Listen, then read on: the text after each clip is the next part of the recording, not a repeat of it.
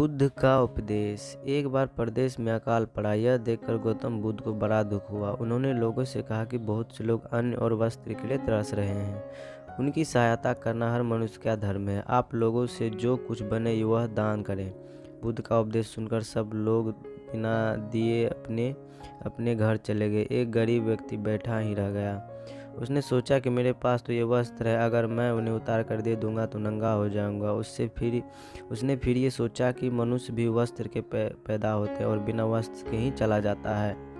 न जाने कितने साधु सन्यासी बिना वस्त्र के रहते, फिर भी मैं अपने वस्त्र के बिना क्यों नहीं रह सकता। अपने वस्त्र को उतारकर बुद्ध को दे दिया। भगवान बुद्ध ने उसे आशीर्वाद दिया और प्रसन्न होकर घर की ओर चल पड़ा। वह खुशी से चिल्लाकर कहा था, मैंने अपने आधे मन को जीत लिया। तभी सामने से राजा की सवारी आ रही थी। उस गरीब की बात सुनकर राजा ने उसे अपने पास बुलाया और पूछा कि तुमने आधे मन को कैसे जीत लिया है। उस गरीब ने कहा कि भगवान बुद्ध दुखियों के लिए दान मांग रहे थे। यह सुनकर मैंने अपने वस्त्र उतार दिए। पहले तो मैंने इनकार किया, फिर मैंने उसे समझाया कि मनुष्य बिना वस्त्र के पैदा होता है और मृत्यु होने पर साथ में कुछ भी नहीं जाता।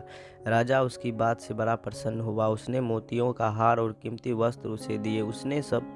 उसने सबसे जाकर भगवान बुद्ध के चरण में रख दिए। बुद्ध ने उसे हृदय से लगते हुए कहा, जो दूसरों के लिए अपना से सब कुछ दे देता है उसकी बराबरी कोई नहीं कर सकता। दाता दाता चले गए रह गए, अब कंजूस दान मान समझे नहीं लड़ने को तजबूत।